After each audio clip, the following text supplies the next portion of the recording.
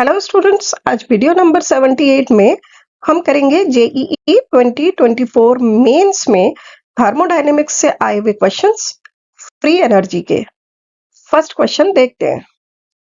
For a certain reaction at 300 kelvin K is equal to 10, then delta G naught for the same reaction is 10 to the power minus 1 kilojoule पर मोल की terms में answer देना है।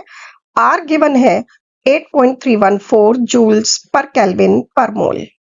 अब इस question में 300 kelvin पर आपको K गिवन है, K इक्विलिब्रियम कांस्टेंट है और उसकी वैल्यू गिवन है 10। और आपको बताना है delta G not. Equilibrium constant की टर्म्स में अगर हम डेल्टा G नॉट का फॉर्मूला लिखें तो वो होता है minus RT natural log K। यहाँ R है gas constant, T temperature in kelvin और K है इक्विलिब्रियम कांस्टेंट। सभी वैल्यूज पुट कर देते हैं। R की वैल्यू 8.314, टेम्परेचर 300 केल्विन और इक्विलिब्रियम कांस्टेंट K की वैल्यू है 10। नेचुरल लॉग को बेस 10 में कन्वर्ट करने के लिए 2.303 से मल्टीप्लाई करेंगे तो ये एक्सप्रेशन मिलेगी। सॉल्व कर लेते हैं तो हमें वैल्यू मिल जाएगी 5744.14 जूल पर मोल। पर आंसर हमें 10 टू द पावर माइनस 1 की टर्म्स में देना है और किलो जूल्स पर मोल में देना है। तो इसको रीअरेंज करते हैं, वैल्यू मिलेगी 57.44 into 10 to the power minus 1 kilo joules per mole. Answer हुआ 57.44। नेक्स्ट क्वेश्चन देखते हैं। नेक्स्ट क्वेश्चन डिस्कस करने से पहले आपसे रिक्वेस्ट है कि अगर आप चैनल पर नए हैं तो प्लीज चैनल को सब्सक्राइब कर दें और बेल आइकन को भी हिट कर दें। For the reaction at 298 kelvin 2A plus B gives C. Delta H equal to 400 kilojoules per mole and delta S equal to 0.2 kilojoules per mole per Kelvin. The reaction will become spontaneous. above kelvin में answer देना है। यहाँ आपको 298 kelvin पर एक reaction given है 2A plus B gives C। इस reaction का डेल्टा H गिवन है और डेल्टा S भी गिवन है। आपको वो टेम्परेचर बताना है जिस टेम्परेचर के ऊपर ये रिएक्शन स्पॉन्टेनियस होगा।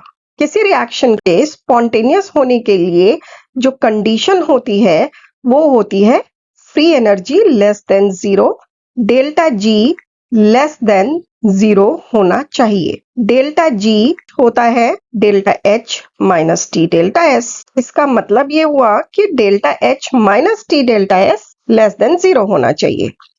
तो ये रिएक्शन स्पॉन्टेनियस होगा जबकि temperature delta H upon delta S से ज्यादा हो। डेल्टा H और डेल्टा S दोनों की वैल्यूज क्वेश्चन में गिवन है, पुट कर देते हैं, कैलकुलेट करते हैं, आंसर मिलेगा T greater than 2000 Kelvin. Next, when delta H vaporization is equal to 30 kilojoules per mole and delta S vaporization equal to 75 joules per mole per Kelvin, then the temperature of vapor at 1 atmosphere is, again Kelvin में answer देना है।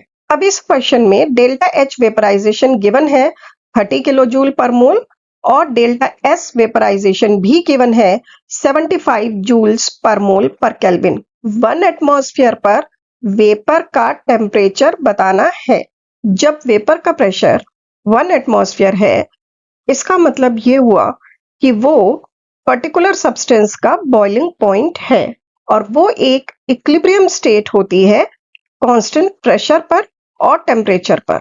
और delta G की value constant pressure और temperature पर 0 होती है equilibrium पर। और अभी पिछले क्वेश्चन में आपने किया कि delta G equal to delta H minus T delta S होता है। इस एक्सप्रेशन को थोड़ा सा रीअरेंज करें तो हमें एक्सप्रेशन मिल जाएगी delta H vaporisation equal to T delta S vaporisation. Delta H की वैल्यू गिवन है किलो जूल्स पर मोल में और डेल्टा S की वैल्यू गिवन है joules per mole per kelvin में। तो डेल्टा H को जूल्स में कन्वर्ट कर लेते हैं 1000 से मल्टीप्लाई करके। सभी वैल्यूज पुट कर दें, टेम्परेचर मिल जाएगा 400 केल्विन। अगर आपको ठीक से समझ आया है तो प्लीज लाइक करें, शेयर करें, चैनल पर नए हैं तो सब्सक्राइब भी कर दें और बेल आइकन भी हिट कर दें। देखते रहें Namita chemistry classes. Bye bye.